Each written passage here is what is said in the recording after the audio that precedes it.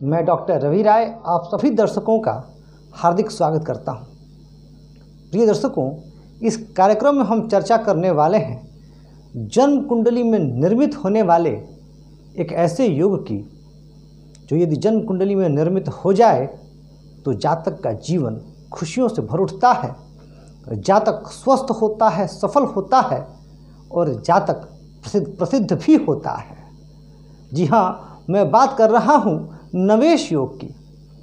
और नवेश योग एक बड़ा सरल योग है।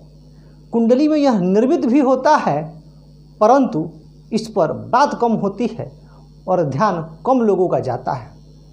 परंतु मेरा उद्देश्य है कि मैं ज्योतिष शास्त्र के जितना भी संभव हो सके उन योगों को आपके समक्ष लेकर के आऊं जिसके बारे में बात कम होती है।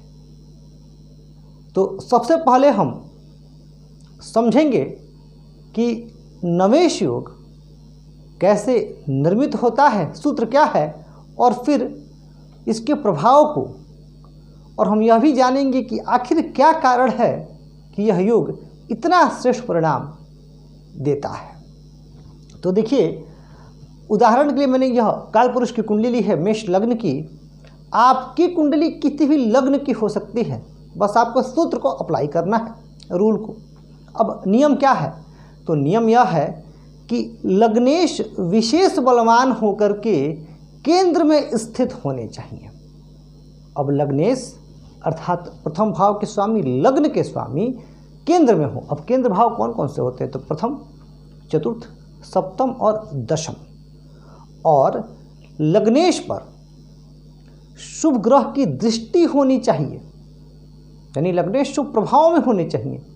लग्नेश के साथ कोई शुभ ग्रह स्थित हो जाए या लग्नेश पर शुभ ग्रह की दृष्टि हो, और जिस ग्रह की दृष्टि हो उस ग्रह पर कोई पाप प्रभाव नहीं होना चाहिए, और साथ ही लग्नेश पर भी पाप ग्रहों की दृष्टि नहीं होनी चाहिए, लग्नेश भी पाप प्रभाव में नहीं होने चाहिए।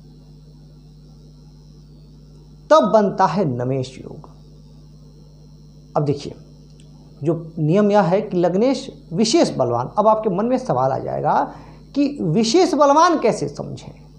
तो देखिए, विशेष बलवान होने का अर्थ हुआ कि लग्नेश केंद्र में है तो बलशाली है। अब नीच के ना हो, शुरू के अंशों में ना हो, यानी 1-2 डिग्री पर ना हो, 29-30 अंश पर ना हो, और साथ ही लग्नेश अगर अपनी उच्च राशि में हो, स्वराशि में हो, मित्र राशि में हो, स्वनवांश में हो, उच्च नवांश में हो, तो कहना ही क्या।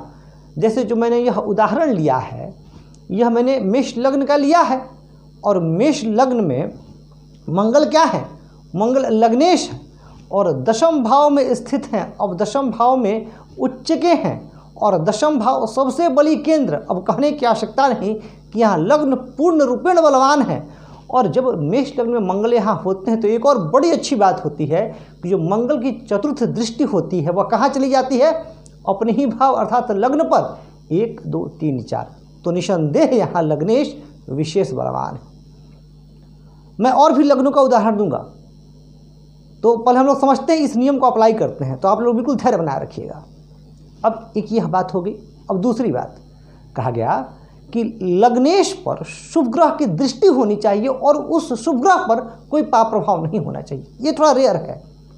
अब ऐसे इसी कुंडली में हम ले लेते हैं कि देवगुरु बृहस्पति अकेले हों या चंद्रमा के साथ हों और बृहस्पति की दृष्टि मंगल पर हो, बहुत श्रेष्ठ।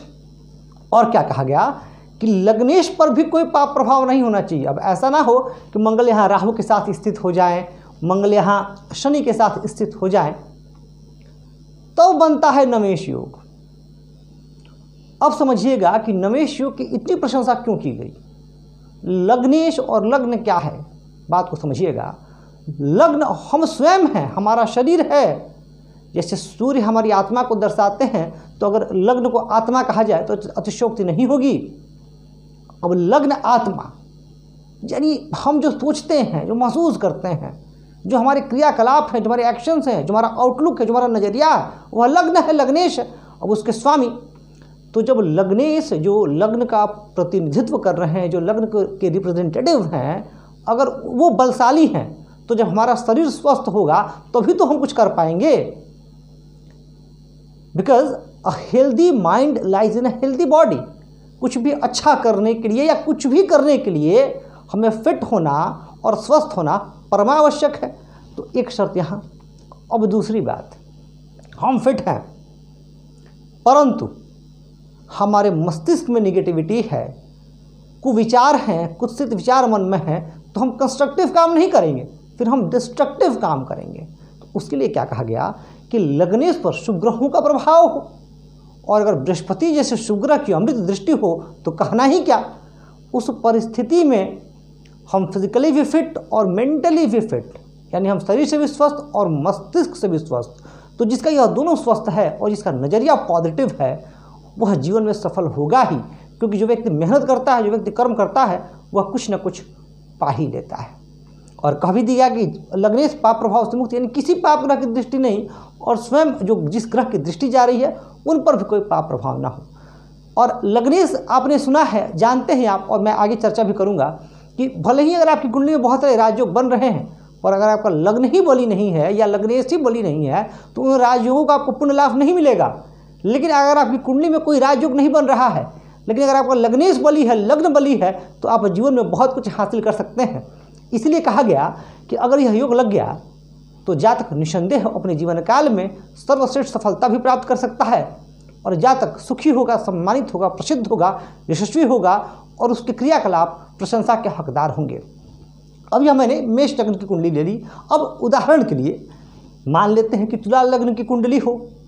अब तुला लग्न की कुंडली में अगर लग्नेश शुक्र लग्न में ही स्थित हो जाए, बुध के साथ, शुक्र बुध यहाँ स्थित हो जाए, 7 अंक मान लीजिए यहाँ है, शुक्र बुध यहाँ स्थित हो जाए, और देवगुरु बृहस्पति सप्तम भाव में स्थित हो जाए, बहुत श्रेष्ठ सफलता ऐसा जातक प्राप्त कर सकता है अपने जीवन काल में।